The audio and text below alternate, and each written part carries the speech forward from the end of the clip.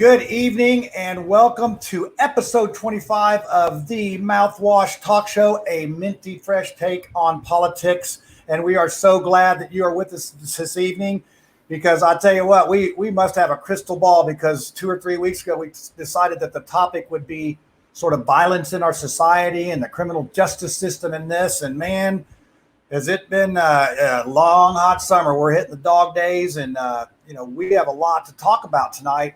And the Peeps on the Streets, excellent. And we have we have a little shakeup today. I've had an interesting day with our guests. Our first guest decided that they couldn't make it. I had another guest lined up. They couldn't make it around 8 o'clock tonight. And then we got another guest, which actually all three are great guests. But he literally got on the backstage here about 8:59. So I'm going to go ahead and bring him on here and we'll introduce him and talk to him. And he's a brave soul because literally I've never met the man before today. And he is just here. So let's bring him on. Mr. J. Hart, how are you this evening? Excellent, John. How are you? I'm fine as frog hair split 3 ways. So just a little chaos today trying to get people together. So I am so glad that you were able to get it together and come talk with us tonight. And hey, Jay, go ahead and tell us a little bit about yourself. I know that you've been in some politics and this and that. And so go ahead and give us a little intro. Tell me about Jay Hart. All right. Well, for a profession, it's odd. The earbuds make it a little difficult for me. But as a profession, I've been in the antique motorsports world for more than 20 years. And I specialize in 1936 to 1948 Harley Davidson. And so that's what I do for a living. And being a small business owner kind of got me interested in politics. So I'm a conservative's conservative, a true Republican, following the platform, pretty square to the platform. And I ran for state representative down here in Johnson County in District 58. And I was pretty passionate about it. Didn't quite win, but we ended up with a great representative. Yeah, and hey, I know what that's like. It feels like sometimes you're busting your knuckles there trying to get in, breaking in and going against the mainstream, the party picking all that. Yeah. And so, hey, that's good. So I think you'll have a pretty good take on what our questions tonight.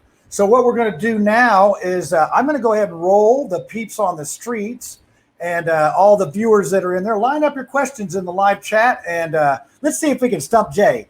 He's brave enough to come on here. Let's put a couple questions out there that gets it It'll going. Be easy. I'm sure our panel will have some. So let's take a look at this Peeps on the Streets, and this will line up our 3 questions for the show. We're going to go ahead and do the first 2 questions and then save that last one about the justice system, for last, because I think that's the one that really got my attention on the polling and on the Peeps on the Streets. So here you go. Enjoy the Peeps on the Streets.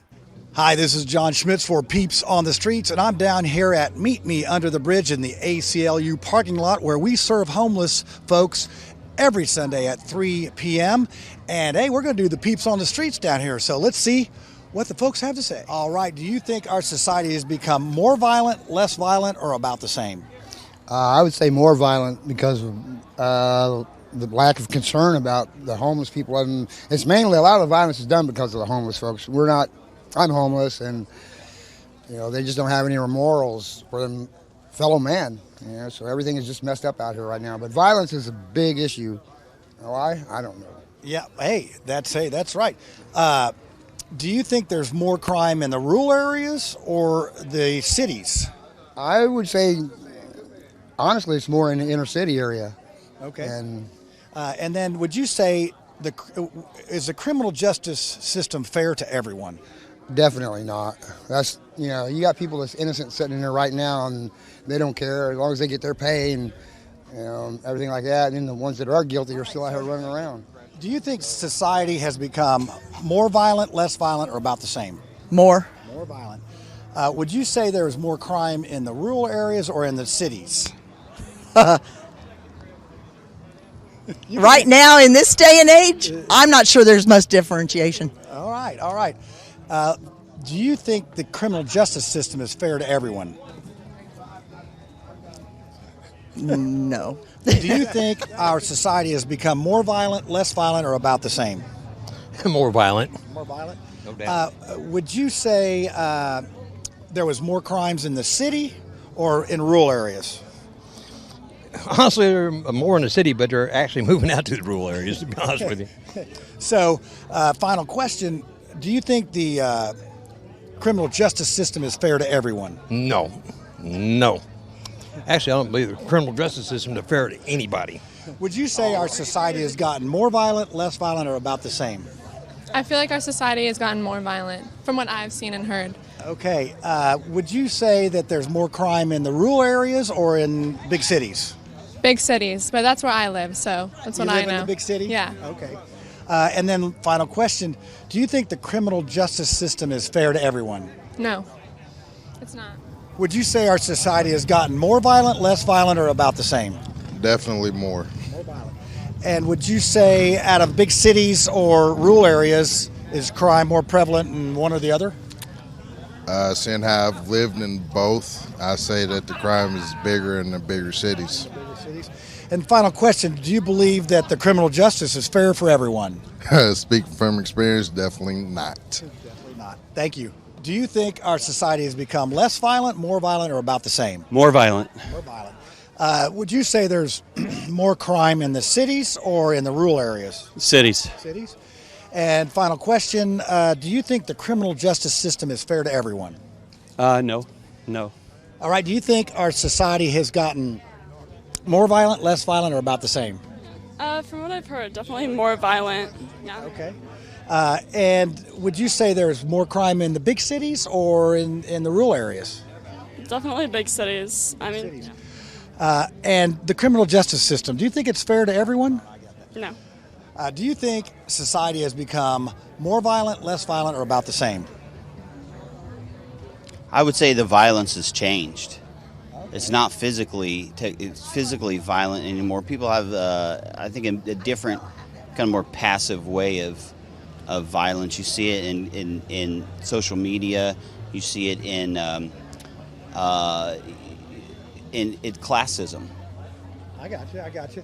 So, would you say there was more violence or more crime in rural areas or city areas? Yes, no, or maybe?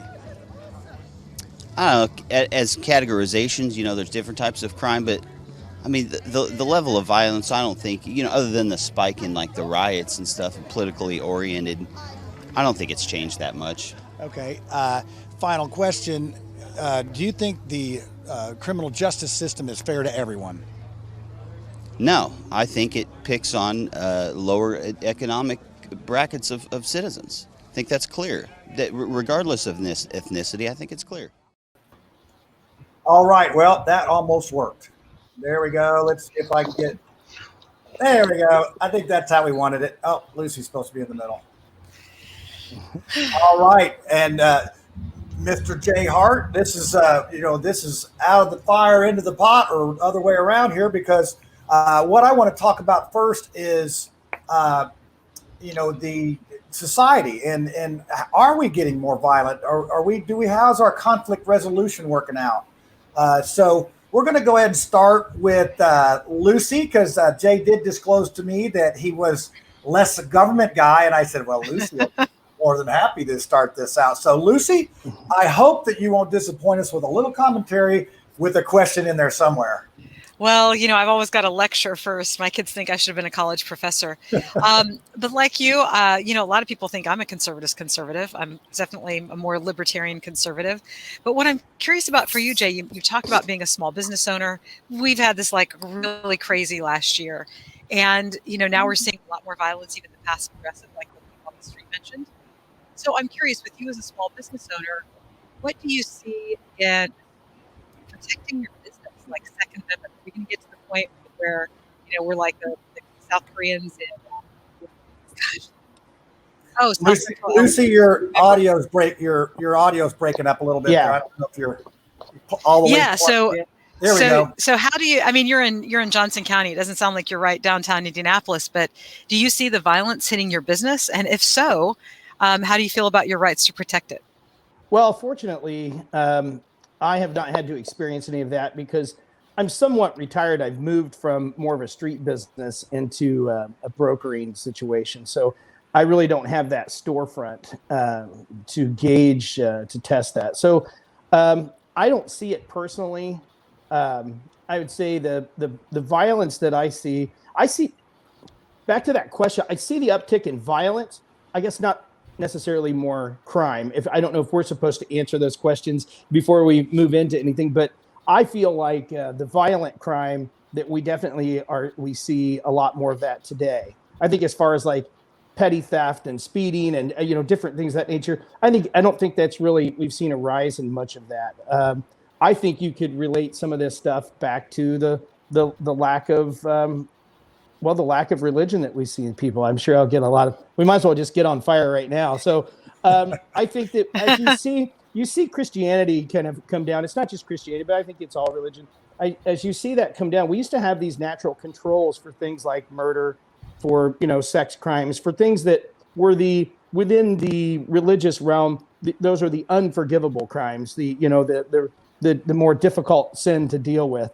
And so when we see that, we're removing this control mechanism from society, where now we don't really fear the justice system or respect the justice system. We don't really fear an eternal consequence either. So now we have these opportunities for people to we've lost that control mechanism. So now we're seeing, oh, okay, now I can murder, I can rape, I can these other very violent things. So I think we're seeing those things, and I think along with television, social media, it's easier for us to see those crimes.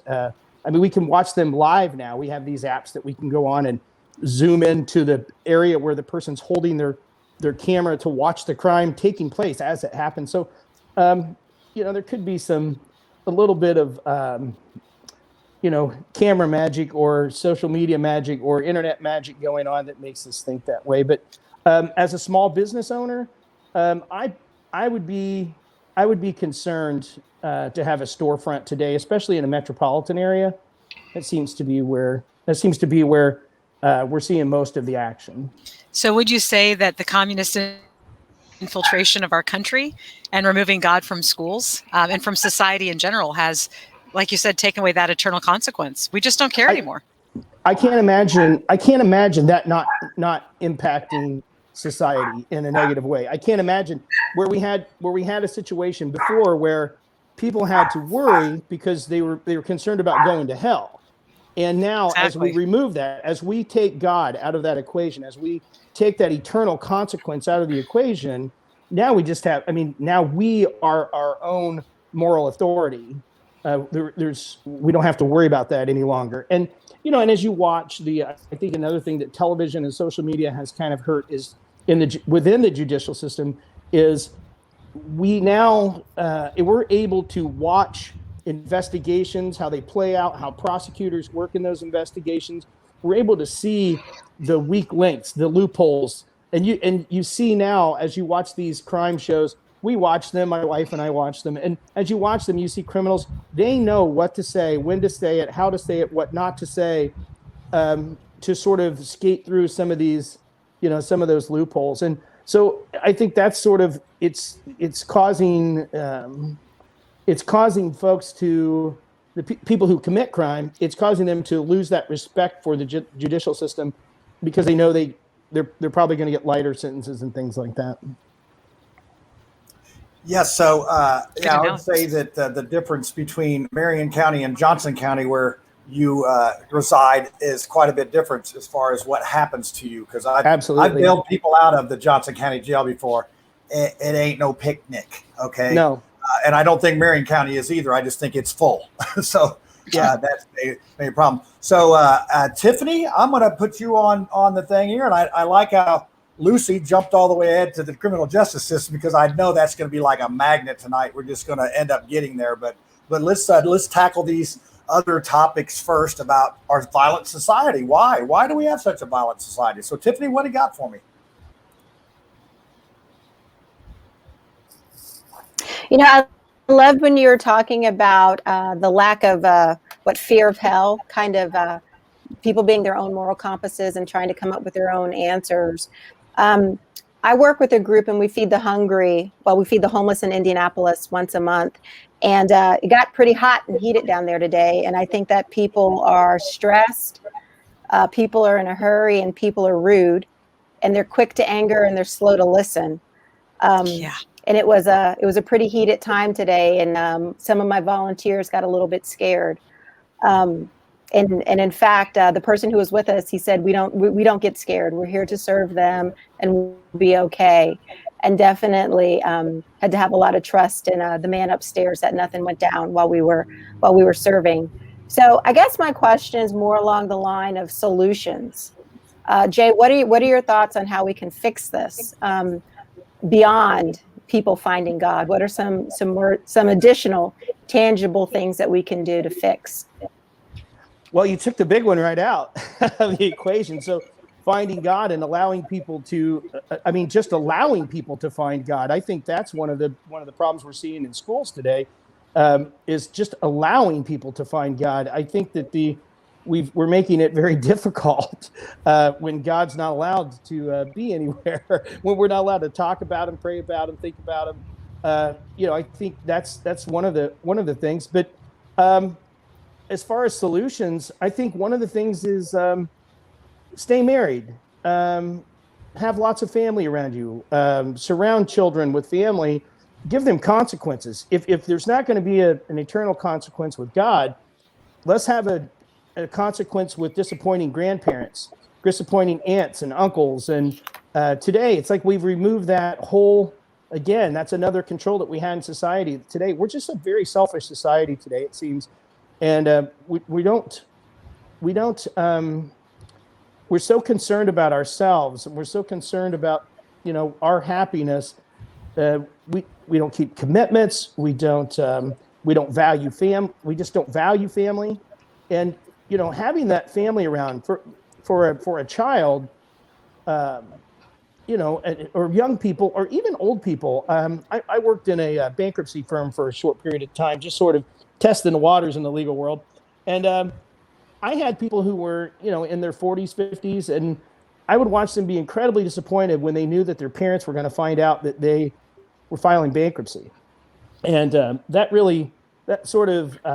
that did something to me. I thought, wow, this is something that's really important, that we should have those sorts of controls, those sorts of checks and balances in our lives, where we have people that we really don't want to disappoint. And I think that today we have a young society that, who are they worried about disappointing? Who are they concerned about disappointing? When we have a family, when we've destroyed the more traditional family unit, what are they worried about? It's like I said, they're not worried about the judicial system. They're not worried about an eternal consequence, God. In many cases, they're not worried about disappointing mom or dad. Sometimes mom or dad is not even in the picture, let alone grandmas, grandpas, aunts, and uncles. So we have to surround kids. We have to let them know that first off, I think we have to let them know that they still have, the American dream is still very much alive. If you want it to be, if you want to be happy, you can be happy. You can be successful. We have to stop telling children that there's no need to try because the cards are stacked against you. You'll never make it. And there are some areas of society we can see that I would say there's unfairness. There's always been unfairness. There was unfairness for me. I was born in poverty. I was born in violence. But I worked. And for me, the magic trick for me was get closer to God and keep working. Work harder, get closer to God. So what I'm hearing there is it's pretty much accountability. And, yes, we did the Peeps on the Streets at the ACLU parking lot. It's a group I've served with for over 2 years now. And it's like a family. And when you have that unit, it doesn't have to be the nuclear family, the mom, the dad, the kids, and the dog, and the house and all that. But you have to find some cohesive group that will, like you say, hold folks accountable and hold each other accountable.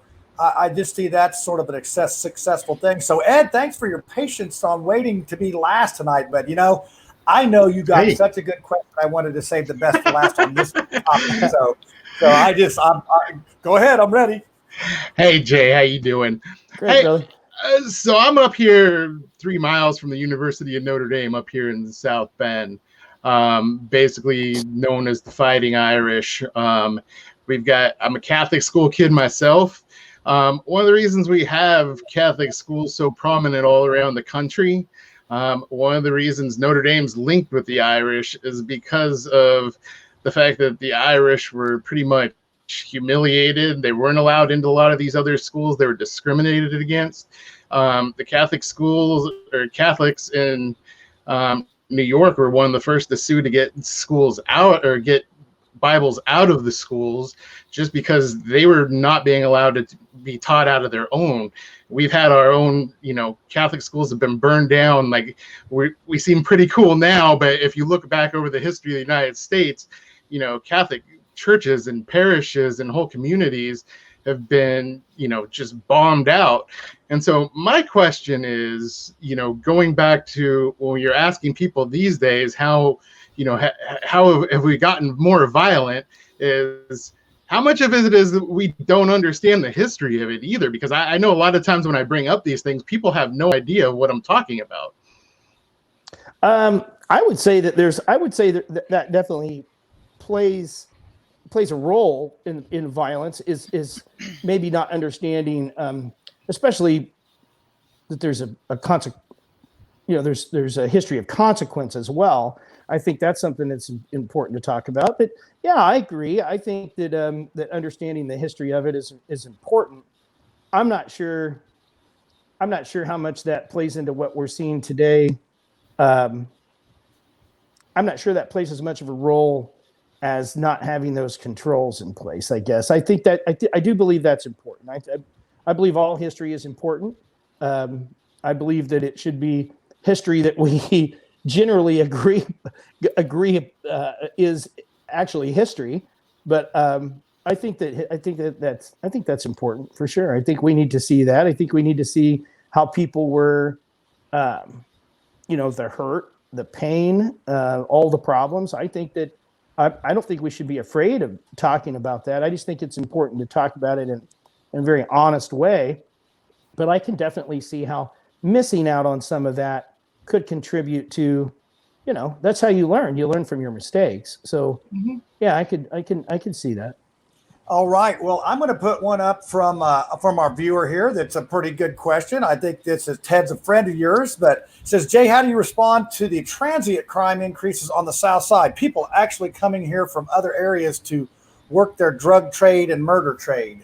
And I think, just last Sunday there was a shooting and murder at, I believe, Stop 11 and McFarland Road, and that's not inner city. That's not inner city. So yeah, we've seen. That's a good transition to our next question: is city crime, rural crime? What's the difference? Is it more? Is it less? I think that we're seeing the rural crime. I think we're seeing the metro crime spread out into the donut counties. I think we're seeing that. I think there's an effort, and I don't understand it, and I want to try to complete the thought before I get jumped on too much by folks at home. But and John, we've talked about this before, but as we see the increase in apartment building, the forced increase of population in areas like Greenwood, where we're really trying to set up camp for people to move here, to be here, but we're not giving them anything to do once they get here.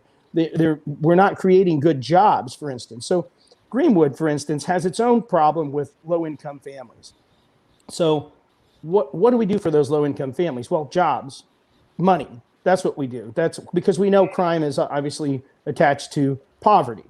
And if we have this portion of low-income families who are already living in a spot that are not being cared for, that we're not giving them what they need, why would we try to move more low-income families into the area? And that's what apartments are doing. And we're using things like, tax increment financing to boost those things. We're giving all these great abatements, these sweet, corporate deals to folks out by the highway, for instance. We're building these warehouses with all these really low-paying jobs. They don't pay any more than the jobs that are here now.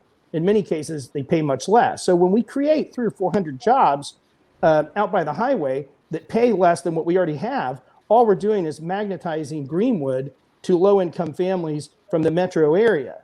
Now, I'm not picking on low-income families. I've been a low-income family most of my life until recent decades. Anyway, it's been worked pretty hard to get there. But we don't solve poverty by creating more or by piling it up in one area.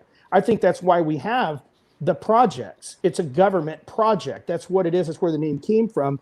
We pile up a bunch of low-income folks, give them no opportunity, and then on top of that, we tell them there's no need for you to try. The cards are stacked against you.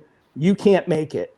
Well, what are you leaving them with? What do you leave these folks with? So we're basically building crime here. We're not building our police force in Greenwood. I think we're operating at like 60% of the FBI, like national standard.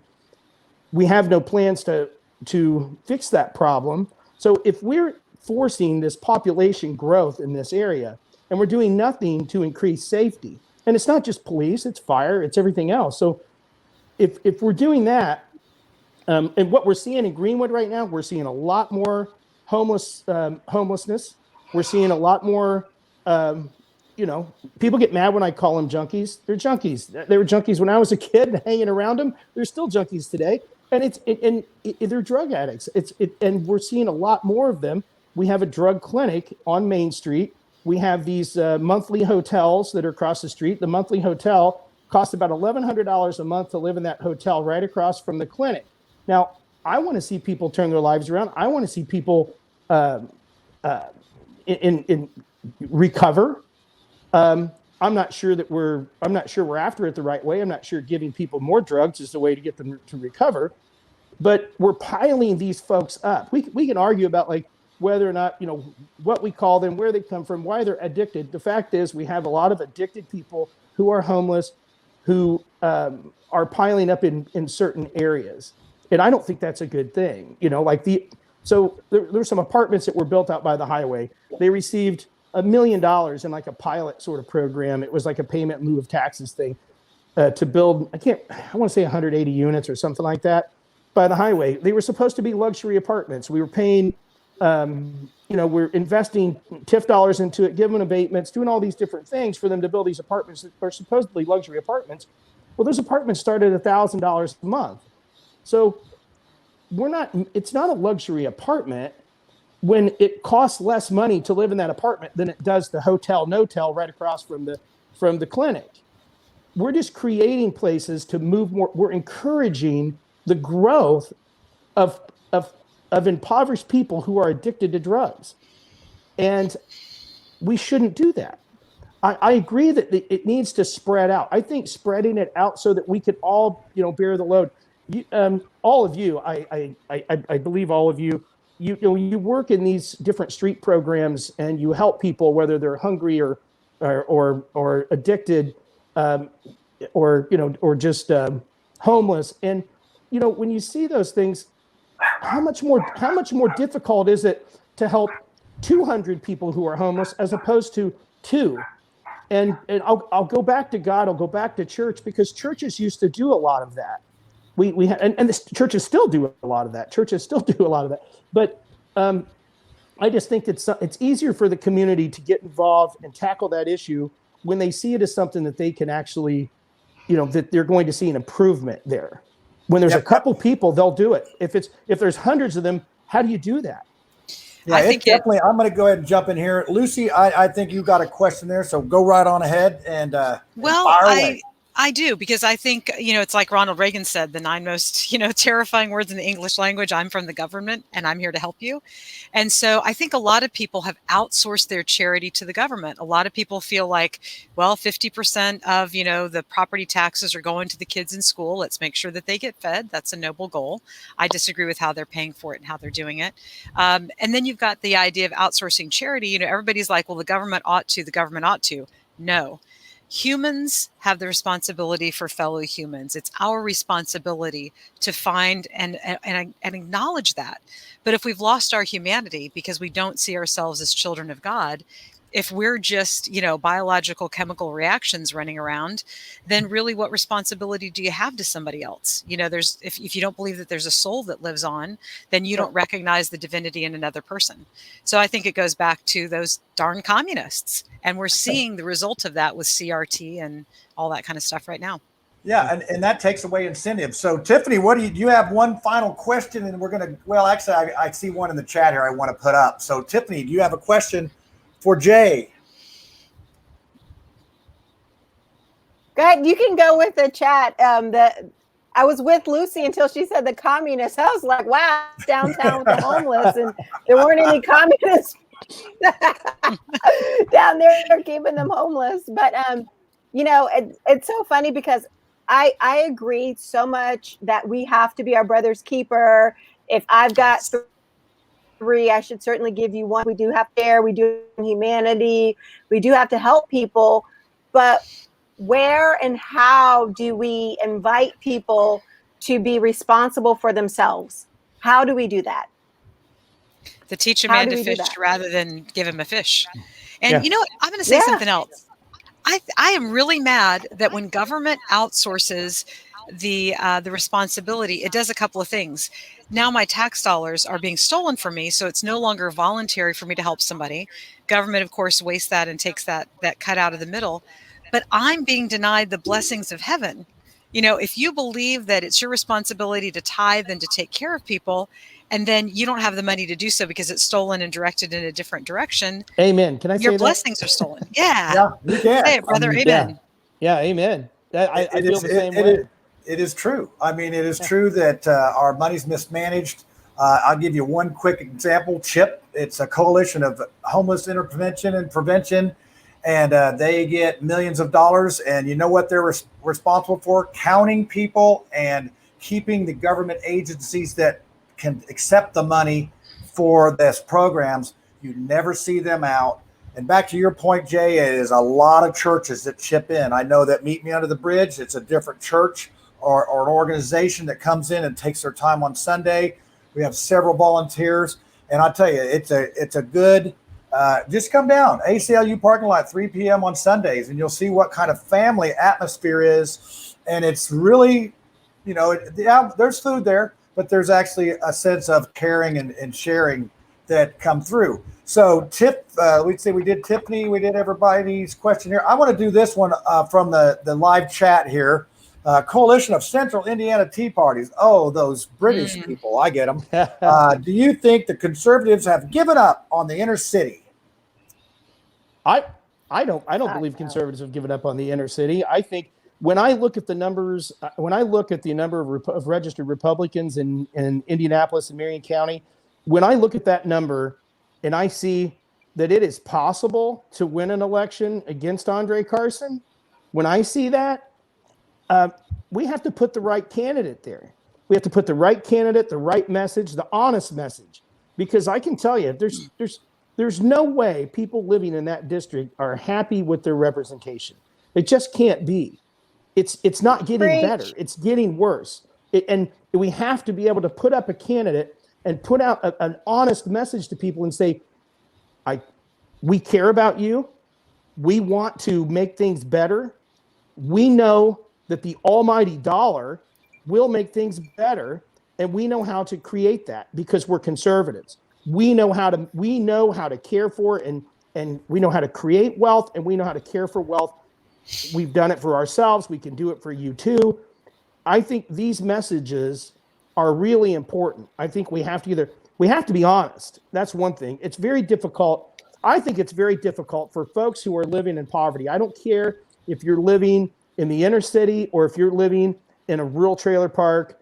I don't care where you're living. If you're living in poverty and you see people who are telling you the way to do things, but they're not doing them, you're not going to believe them any further. You can't have. I've been hitting Todd Young pretty hard lately. You can't go to Washington and pass a bill with Chuck Schumer for $250 billion and borrow that money from China and then try to explain to people that you are conservative and then complain about Democrat spending in Washington. It's not believable. you've lost credibility, and folks are not going to believe you. So if you're going to go into these new areas and you're going to have these outreach programs, which I think are really important, by the way, I don't necessarily like the title of the program. I spoke with Win James last week. We were talking about that. Go Win. I'm a big Win fan.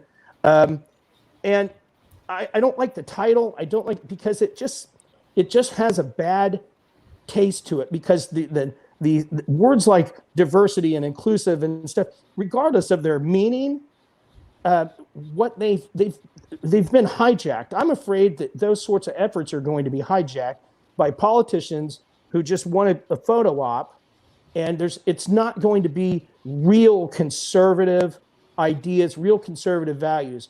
I don't mean from the folks that are on the front line who are really going to be able to accomplish, that outreach.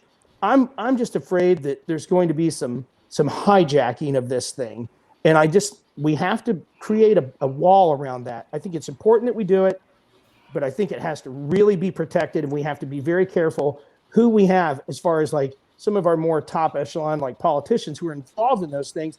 I think we have to make sure that we have people who are really honest about what they're trying to tell folks and say, listen. Well, you talk about top tier politicians. You're talking about Tiffany. So Tiffany, I know she is a recent graduate of the diversity inclusion.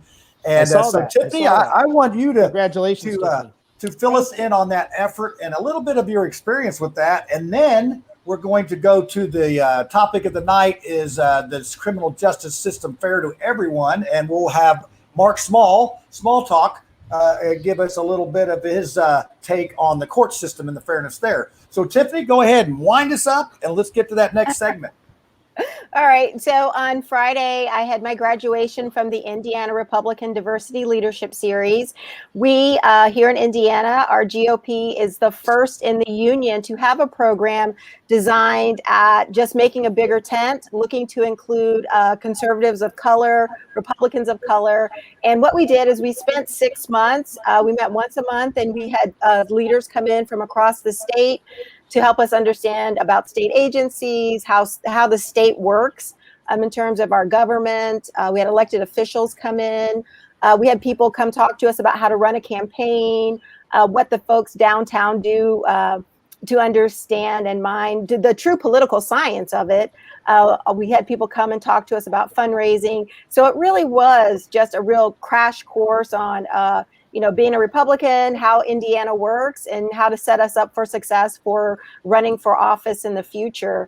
We were the inaugural class. And like I said, we are the only state in the union to have this going on. So it was just a really great opportunity. The governor was very supportive, and Chairman Kyle Hupfer, the head of our party here in the state, it was his vision 4 years ago to have a program like this.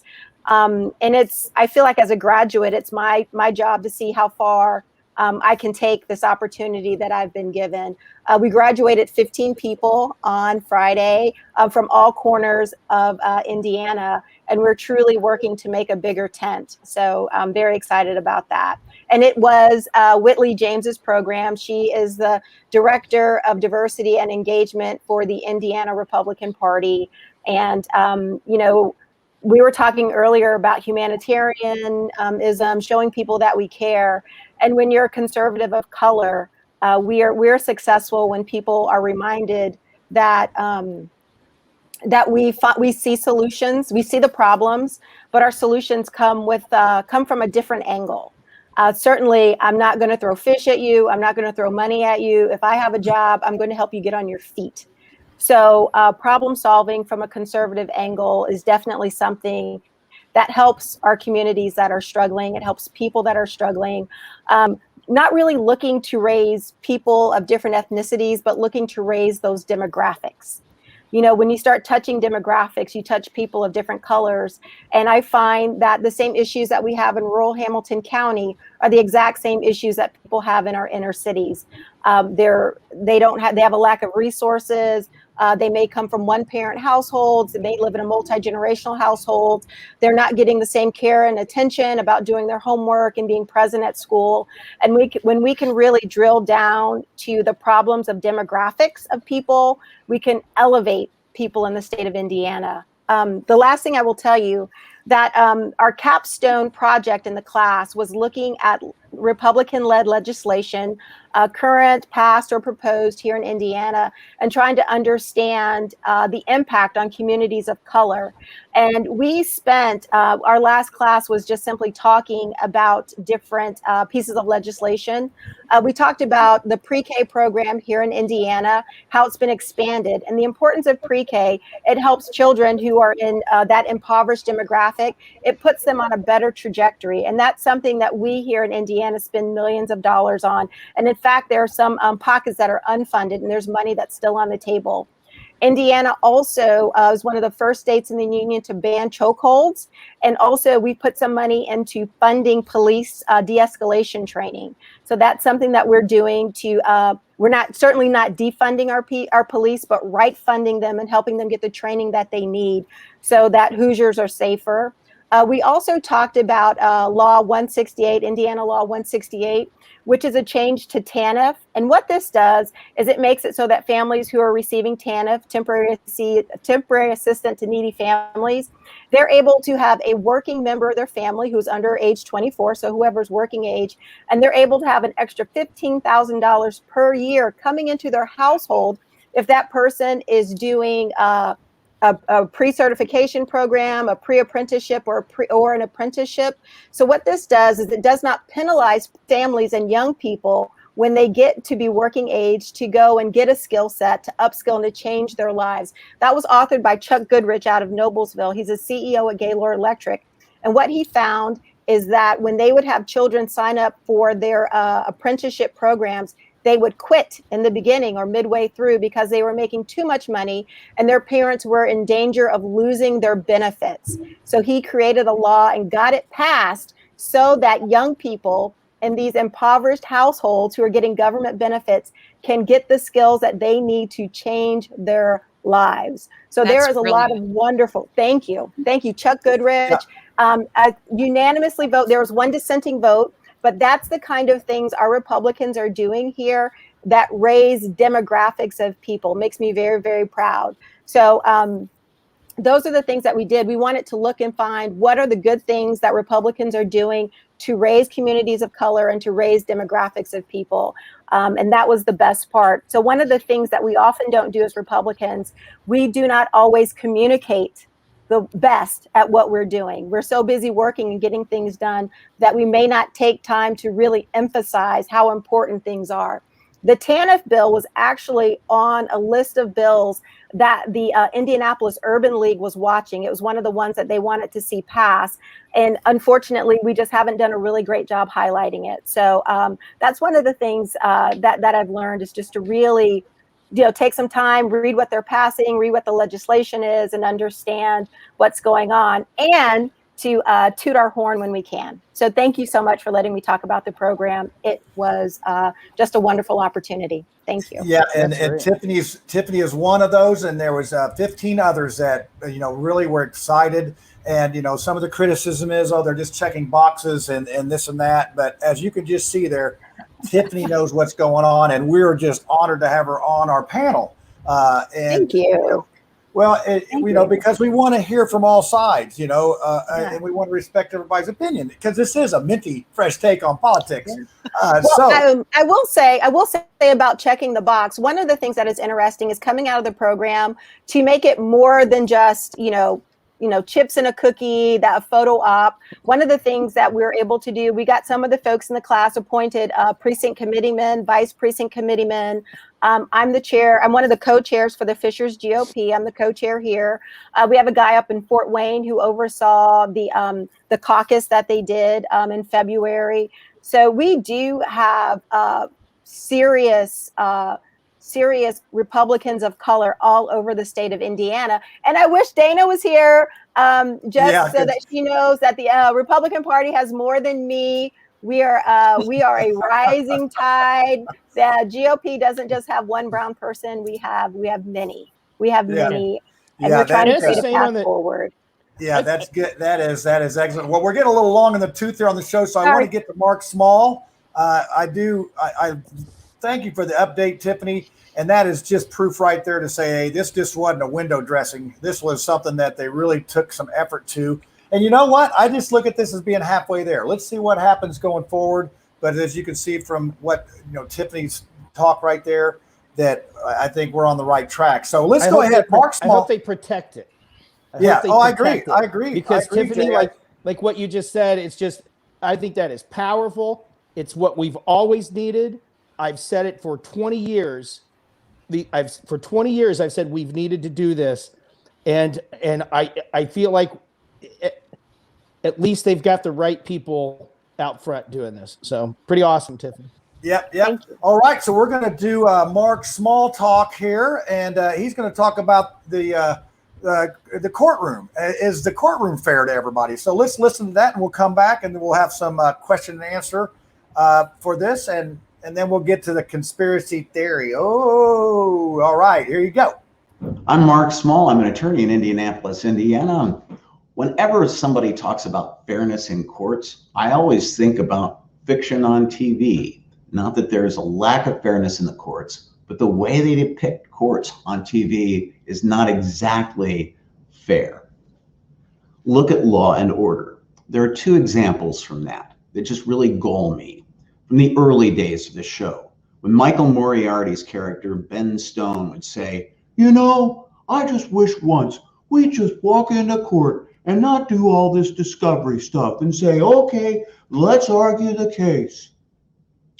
When the state has its theory of prosecution, all its witnesses, the entire machinery of the state behind it to make its case, it's kind of unfair to say, yeah, let's just walk into court and do the case and just argue it straight up. That's really not straight up.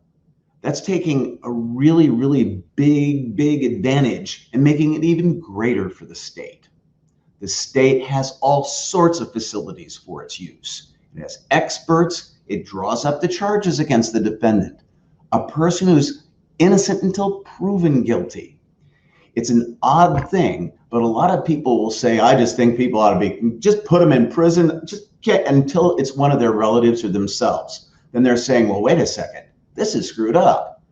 We're imperfect as human beings, so we have imperfect systems. The other part is when Lenny Briscoe talks about it. I loved Lenny. He was a great guy. When he'd say, come on, just talk to us. If you don't talk to us, it'll look bad in front of the jury. The fact that you invoke the right to remain silent cannot be mentioned in front of a jury, not unless you mention it, and then your lawyer should shoot you. But they can't punish you. They can't imply anything because you invoke a right. When they say in the Miranda warning, anything you say can and will be used against you, they mean it.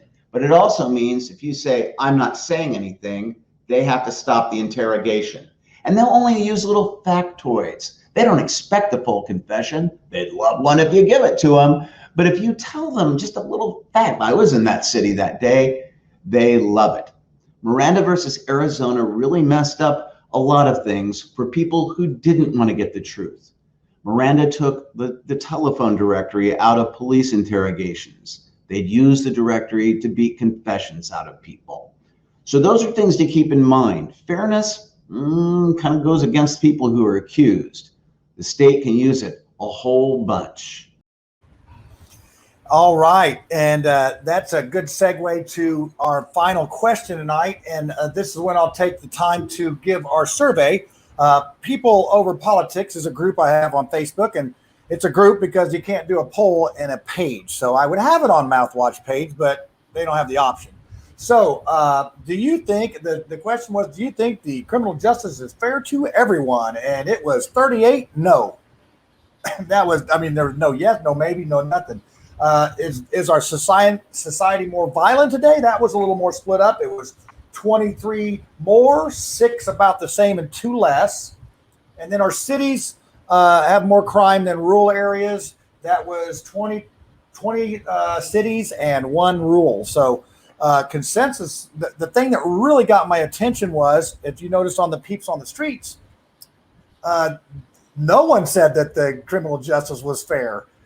In our survey, no one says that our criminal justice is fair. So I would like to focus the question sort of on how do we fix it? Or I really don't want to talk so much about the, what's wrong with how things are and that, but I would like to say, hey, how do we fix this?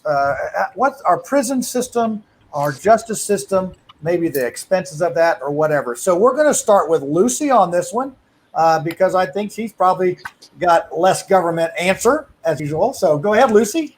I do, and I'm going to invoke two of my favorite libertarians, Harry Brown and Mary Ruwart. Mary Ruwart is a really insightful human being, and I would recommend that you get her book. I think it's Short Answers to Tough Questions, because one of the things coming up from a conservative household and becoming libertarian is, of course, I'm rules oriented, and I believe that we should make things fair for people.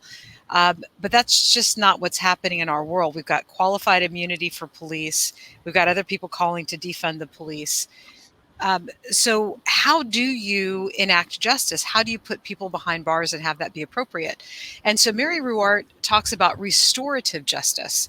So normally when you get somebody who has, first of all, I don't believe in jailing anybody for a nonviolent crime. So if you're smoking marijuana, or I don't even care if you're like shooting up heroin or doing meth in the comfort of your own home, the police have no business breaking your door down and hauling a nonviolent person off to jail. But we do have violent people that need to be removed from society, and we got to put them someplace. So what do you do with that? Well, I believe in restorative justice. Those people should be working in such a way that they can earn money towards paying off their debt to the person that they harmed and to society. And if they have certain skill sets, then those skill sets should be put to use. So, if somebody has a skill set of, welding, then put them in a situation where they can weld and make more money. There you go. That's an awesome skill set. They're not shipping that one off to China. So I think we could be a bit more creative than just sticking people in a cage and expecting them to be better for it 5 or 10 or 15 years later when we release them out to the general public. Yeah, and I would say a question here that might be pertinent is, what do you think about private prisons? Prisons for terrible. Profit. Prisons for terrible. profit. Terrible. So, Ed, what do you think about that? I'm totally against private prisons. I go back to the judge. I think it was Pennsylvania that got busted shipping kids off to private prisons and getting kickbacks on the back end of it. Just a terrible idea all the way around. But my question is more or less, I think our biggest problem is we need to define it, because I think if you ask Peeps on the street, what should our justice system be? We have a pretty broad, some people want it to be more punitive, some people want it to be restorative. There's a big broad mix. And so I guess to Jay, since a question to you would be, where do we find that happy medium where, because there is such a broad spectrum of what people actually want. We don't have a clear point. Well, I think that's really tough. If you wanted to stump me, I think you've done it, because I agree. I think that there has to be a balance. And I think Lucy brings up a great point about what type of crime we're talking about. We have to have deterrence from violent crime. I don't know where we find that balance. I think that's very tough. I think we've struggled with that as a nation from the beginning. I think we've struggled that as human beings from the beginning of time. So, gosh, I think I would have to give that a little more thought. But I definitely think that we start by doing a better job defining crime. And what types of crimes that we have. I think I think Lucy had some great points there, but I think, as far as the fairness, is concerned, we can't have two people committing the same crime and serving different sentences. Mm-hmm. I don't like that. Locally here, we just had somebody, maybe a month ago, drunk driver hit a kid. a week before graduation, drug him down the streets. The face was mangled so bad that they couldn't even identify him through the face. Two other kids ended up in the emergency room. And come to find out, this guy has been a repeat offender, drunk driver, was driving without a license, but had never had that violent crime streak before. And so that's where the tough juggle comes in for me, because I agree with Lucy a lot, but then I also, see a mother who says, hey, this guy was just busted 6 months ago and did 18 days and they let him go and he's back on the street driving again. And so where's the responsibility for the people that put him back on the streets? See, if there was real responsibility, then the people that made those decisions would have negative consequences. The way that I would say those negative consequences could be covered, or at least one idea, is that public officials making those decisions and police officers should be required to buy some sort of errors and omissions insurance. So bad cops who have multiple claims against their insurance would eventually become uninsurable. I think that's one way. I'm a real fan of, if cops, beat people up or, kill them by putting their knee on their neck, that perhaps they should dip into the public police pension fund and take money away from all of them so that they police each other better. But if you have judges who are soft on criminals and they start getting claims against their bond or their insurance and they can no longer be judges, they might look twice before they send that guy back out. Yeah. And I tell you, another question that I have is, so say we have laws. We have so many laws, layers upon layers upon layers upon layers of laws that don't get enforced. So let's say heroin. It's illegal to do heroin without a doctor's order. So why we have oodles and oodles of drug runs out here where Narcan is used. And so why do they just treat and release without any help at all? It's just basically, just sweeping the problem under the rug. And so my question is to you, we have a lot of laws that aren't enforced. Why do we have those laws? I would like to hear Tiffany's answer on this, and Jay's for sure. Why do we have these laws that aren't being enforced? I mean, you see Rick Mears, our prosecutor in Marion County, he's not prosecuting marijuana, but it's still against the law to do such a thing as far as recreational marijuana or whatever. So what is your take on that? We'll go with Tiffany first, then Jay. Sure. I would just say that the criminal justice system is overloaded, and certainly so many people in there for petty things that you can't prosecute the little stuff, because the big stuff, the violent, the horrible crimes are I feel what we really need to be spending a lot more time on. But it's one of those things, you can't do everything. I was talking to I think I was with Sheriff Quackenbush the other day here in Hamilton County, and there are police who are retiring. They are like, the system is changing. They're not getting the support that they're used to getting. Different things it's happening in their environment. And we have to be really careful that we don't create a situation where good cops quit. They need to know that we want them to protect us, to defend us, that we support them. They're putting their lives on the line. And once they feel like there's no support for them, they can early retire. They don't have to stay after they're eligible. They could find something else to do. I mean, we don't want law enforcement to become a thankless job here in the United States. There's too much that we lose. We have too much to lose if our cops don't feel supported. And, Baltimore, Maryland is 400 police short of having what they need right now. And I have I'm 60, so I have a lot of friends that are retiring, and I have some police officers that have retired from, Indianapolis and sheriffs and whatnot. And you know what? It's just such a hard job. And I just see the relief when they're done. And I saw the unhappiness when they were doing the job, counting the days down. I literally had one friend, when I would call him, he would know to the minute how much he had left to do. And that should not be how it is, but it is a rugged job to have to deal with all of these craziness and then not to get any support, like you say, Tiffany.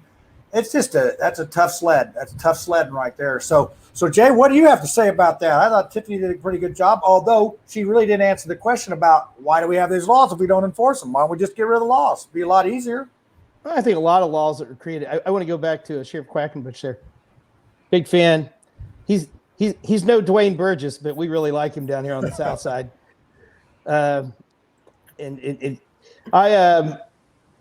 I think legislators like to hear themselves talk.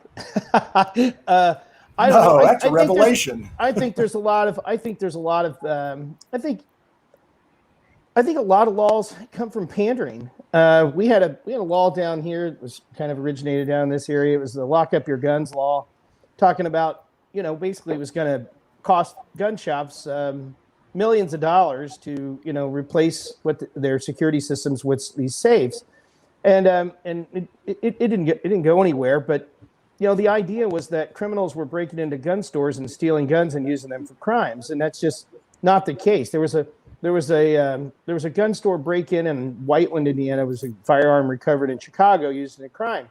Well, that's one firearm. Most of these firearms are, stolen firearms are stolen from cars, stolen from houses. They're not stolen from gun shops. So it was just a wasted bill, but it was a lot of people they thought it sounded great, and unless you actually understood, if you actually, go to gun shops, or if you're part of that lifestyle, gun stores, it's a lifestyle. So like, unless you're part of that, you really don't understand. It sounds like a great idea, unless you think about it and realize that the idea of a law like that was just crazy. It wasn't going to stop anything. The only thing it was going to do, if you really want to stop people from having their firearms stolen, then you punish people who don't lock up their guns, right? Well, no, because if somebody has a firearm stolen out of their glove compartment, they're just not going to report it if they know they're going to get in trouble for, not having it secured properly, or whatever proper security it, would be. But we just create these crazy, wacko laws because there's a group of people somewhere who says, I'll vote for you if you make this law. And that's why we have these laws. They're not really doing anything. There's no real, and many laws, just like education, state curriculum, stuff like that, it's all based on some sort of data. Well, what data? I loved earlier when we spoke, you were like, well, we're more of we like to talk about opinions on our show. I like to talk about opinions because I don't trust a lot of data, because one of the things I learned in an econ course from a professor I really respected was statistics don't lie, but statisticians do. And I think we're seeing a lot of that with data today. So we use a lot of data to create these laws, and the data is all skewed. The data is a mess because who's recording the data?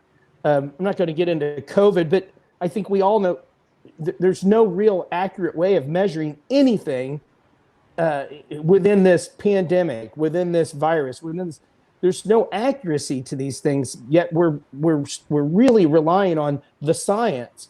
And I think that's law. I think we see that with law after law after law, where people just say, this is going to fix it. This is going to fix it. This is going to fix it. It's not going to fix it.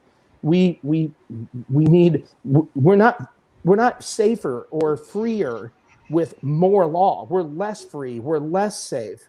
And people just think we can, I guess, legislate ourselves like out of every problem that we have.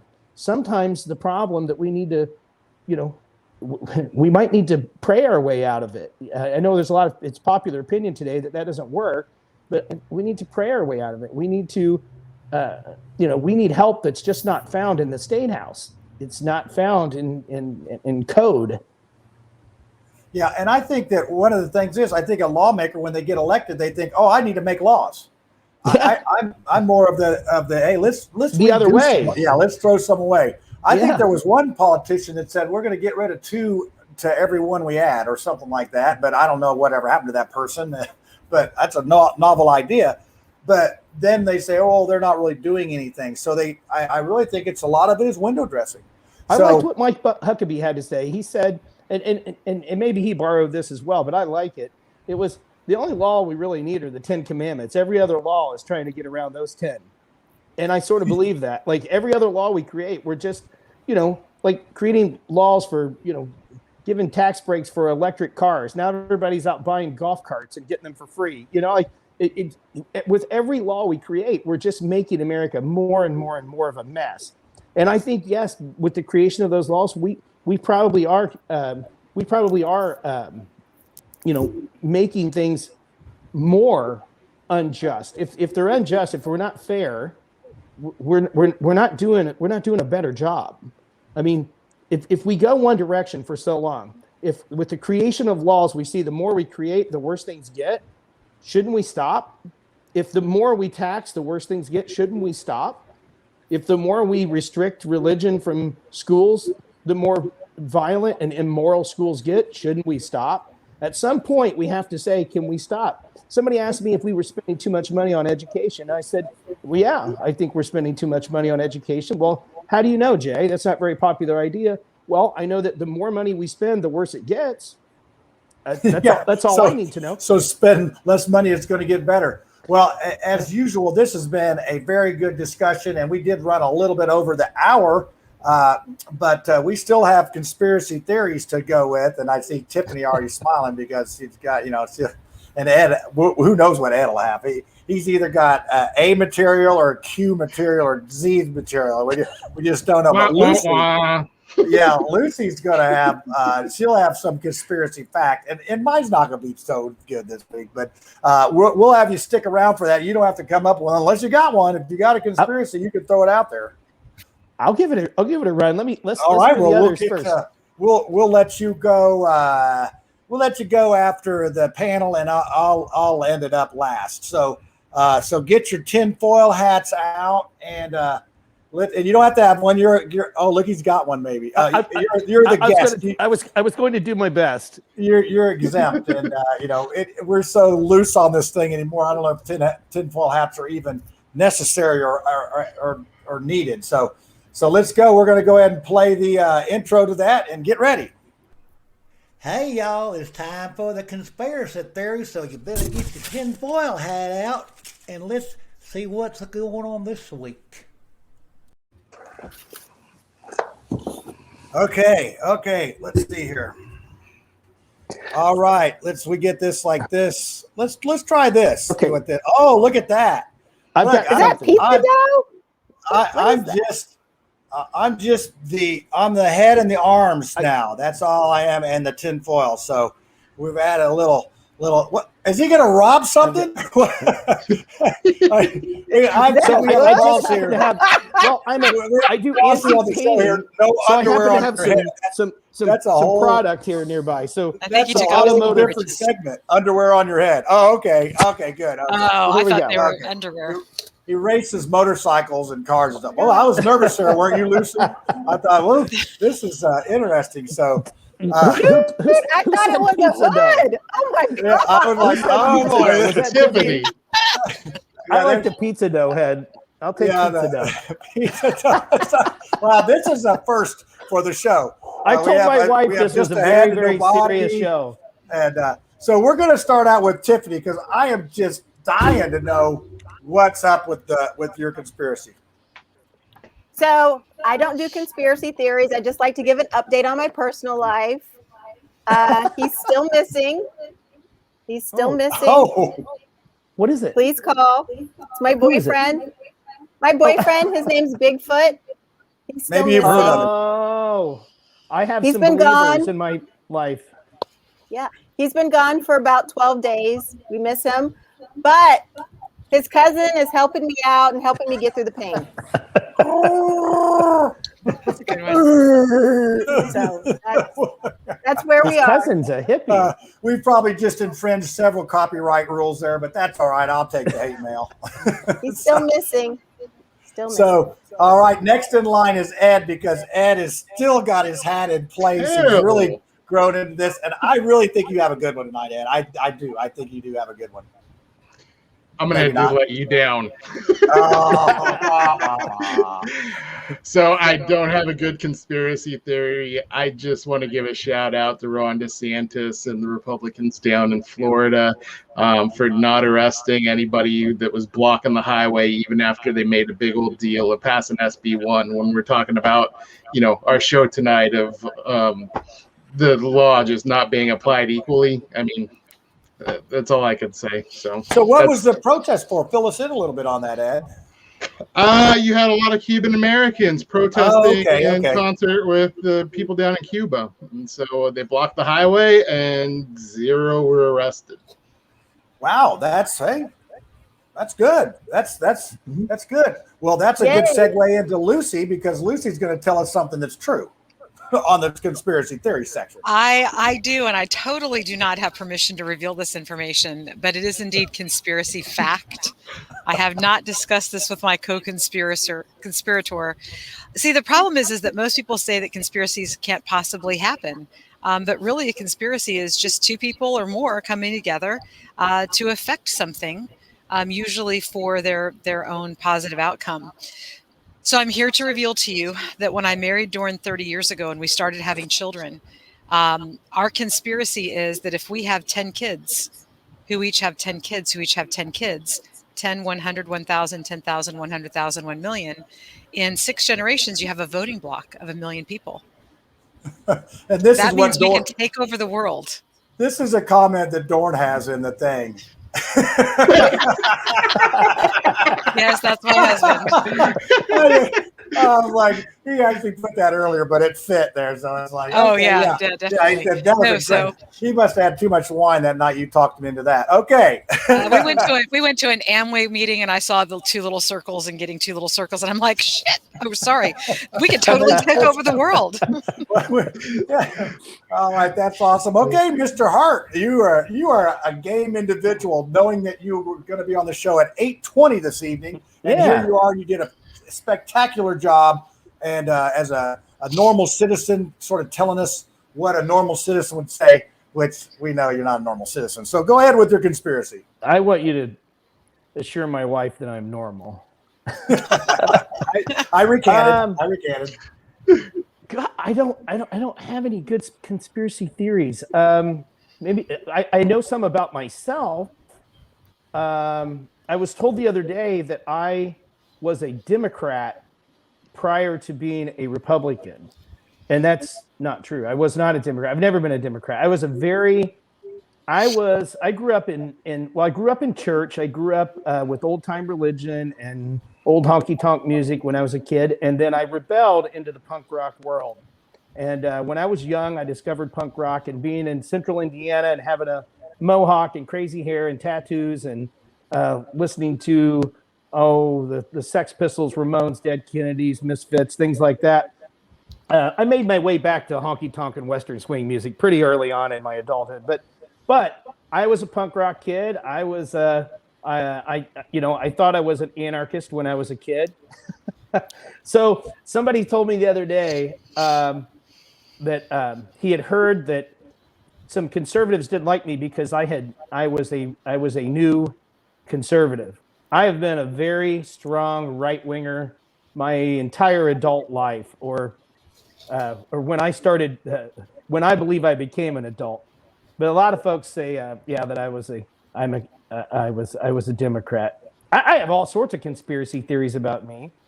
I stole a PA system from my church when I was a kid. People said that I burglarized the church that I went in and held up our church.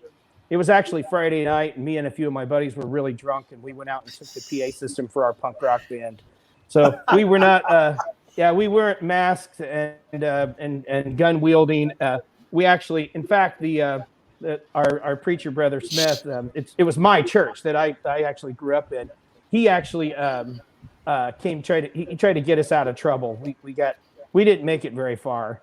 The neighbor I think I'm gonna have to stop you there before you incriminate yourself. And Ed is laughing because he used to be a Republican that switched to Democrat. So I saw he did a little eye roll when you said that. No, I was laughing because the Catholic school kid in me really. Oh yeah, I was a PK, so that was the worst. Yeah. So the Catholic in me is concerned that you're thinking that the conspiracy theory and confessional are kind of the same thing. I mean, take the pizza dough off your head. You don't have to tell us everything you ever did. I enjoy it. That is, you know what, we're all in this together. That's what, at the end of the day, we're all in this together. And what I like about this show is we can come on here and we can share our opinions, and we respect our opinions. And our live chat is even good. Life is good on the Mouthwash Talk Show because it is a minty fresh take on politics. And my last conspiracy theory, as you can see, I'm a talking head now with a conspiracy hat. But what I've heard through the political grapevine is there's going to be a candidate come along that's not been seen in a long, long time that's going to actually work on a lot of these problems, and they're going to come up with solutions, and the people are going to love this person, and it may be one of the people on our panel, but maybe not. So anyway, that's the conspiracy that I've heard through the political grapevine, that there is this, candidate coming that's going to be, all that and a bag of chips. So, and it might even be the Bigfoot. Oh, and it might be Tiffany. It might be Jay Hart. Who knows who it could be? So there you go, folks. That was a very good show. Even if we had guest issues, Jay Hart came through nicely. Panel, I'm so impressed with your intelligence, dignity, and pride. So until next week, let's see. Oh, our topic next week, I think we're going to do gambling in Indiana. And the name of the show is going to be called The Creep. So you're going to have to tune in to see exactly what that means. Adam, our producer, wanted to put in there something about, I can't remember what he was going to say, something about the Bellagio, which we'd be sued for. So I didn't want to do that. Yeah. And so thanks for being on, Jay. Thanks, panel. And we'll see you same bat time, same back channel next week. And everybody give it that peace out, and away we go.